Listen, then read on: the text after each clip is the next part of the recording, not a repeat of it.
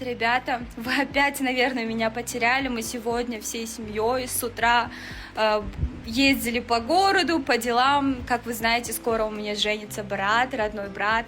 Вот, мы сейчас прям готовимся.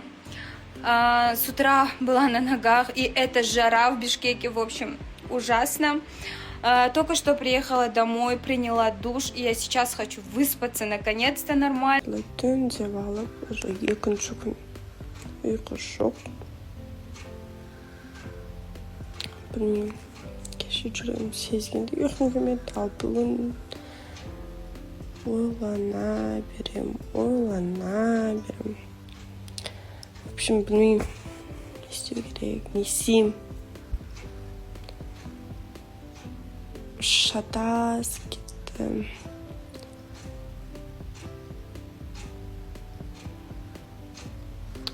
Ертең азанда жұмыстарым көп, а мен ұйықтай алмай жатырмын. Ары аунаймын, бері аунаймын, тұрам. Қайырлы таң. Примерно бір сағатта ұйықтаған шығармын.